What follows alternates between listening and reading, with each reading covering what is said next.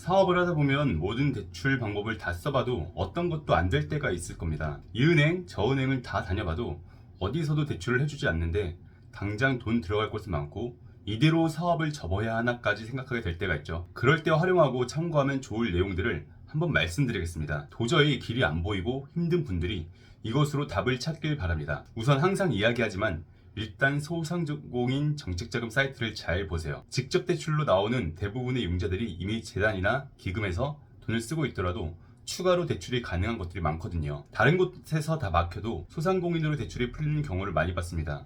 만약 기업의 규모가 소상공인이 아니시라면 중소벤처기업진흥공단으로 가시면 되고요. 이 둘은 신보, 기보, 재단과 다르게 어느 조건이 되면 신용과 기존 대출을 덜 따지고 해주다 보니 힘들고 막혔던 분들이 풀리는 경우가 생각보다 많습니다. 그런데 이것도 안 될 정도로 신용이 안 좋아지신 분들이 계실 겁니다. K12로는 700점 이하, 나이스로는 749점 이하인 분들이죠. 그런데 이분들은 서민금융진흥원에서 하는 이소금융을 알아보시는 게 좋습니다. 창업한 지 6개월 이내인 분들은 최대한도 7천만원, 다른 분들은 운영자금이나 긴급 생계자금으로 2천만원까지 가능한 상품입니다. 저신용자 대상으로 하는 것들 중에는 상당히 금리가 저렴합니다. 금리가 4.5%이니까 말이죠. 물론 창업자금 7천만원은 임차 보증금 한도 내에서 운영되고 다른 자금들도 최근 3개월 매출, 신용, 그리고 기대출 내역이 평가 요소에 들어가서 금액을 결정합니다. 아무튼 신용이 낮아서 도저히 길을 못 찾고 있는 분들에게 꼭 필요한 대출입니다.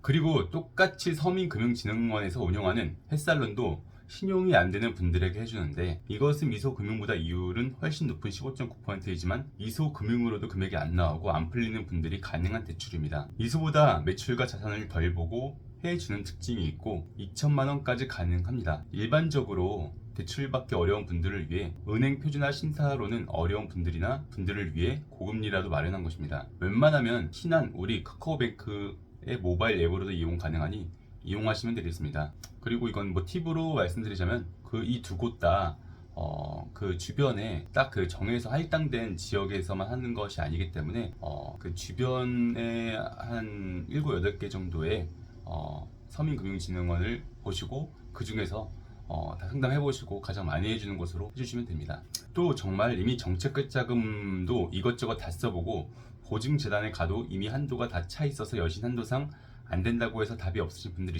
있으시죠. 그런 분들은 또 민간 투자 연계 매칭 융자가 있습니다. 이건 또 다른 부분인데요. 신용보증재단이나 기금과는 무관한 여신한도로 운영되는 대출입니다. 5억까지 가능한 것인데 과정 자체가 약간 절차가 있다 보니 잘 모르고 안 하고 계시더라고요.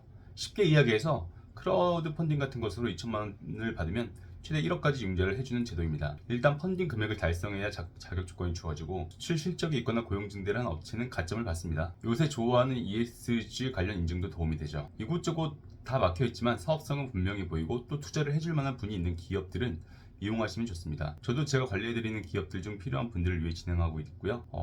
이것의 주관기관은 소상공인 시장진흥공단입니다. 이 외에도 담보사업자 대출이 또 남아 있습니다. 감정평가라는 것이 사실 거의 정해져 있지만 상황에 따라서 그리고 주체에 따라서 금액이 달라집니다. 그래서 급하고 다 막힌 상황에서 다시 평가를 받아서 추가로 사업자 대출이 풀리는 경우가 종종 있었습니다. 5군데 시도하면 한두 군데는 된 듯합니다. 담보의 여력을 좀 더 만들어서 사업자 대출을 일으키는 원리죠.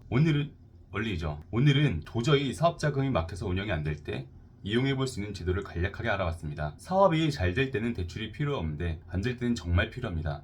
문제는 그 시기에는 또 자금이 꽉 막혀버립니다. 대부분의 소기업들이 그때 다 사업을 접게 되죠. 중견기업 이상은 브랜드 파워나 공신력이 있어서 어려울 때라도 은행과 기관에서 대출을 잘해주고 더불어 대부분은 현금 보유도 좋은 편입니다. 그렇지만 중소기업은 그렇지 못하기에 조그만 사업이 어려울 때도 자금이 막혀버리죠. 방법은 하나입니다. 받을 수 있을 때마다 꼭 챙겨받으세요. 이자를 내더라도 현금 여력이 많은 게 훨씬 낫습니다. 너무 이자가 싫다면 보증기금에서 마이너스 통장을 이용하는 것도 방법입니다. 그리고 결국에는 기업 소유의 부동산이 있어야 확실히 안정성이 생깁니다. 정말 사업이 힘들 때는 그게 담보가 돼서 현금 유연성이 생기거든요. 오늘은 사업자금을 어떻게든 만드는 방법을 정리해봤습니다. 끝까지 봐주셔서 감사합니다. 해결사 조 팀장이었습니다.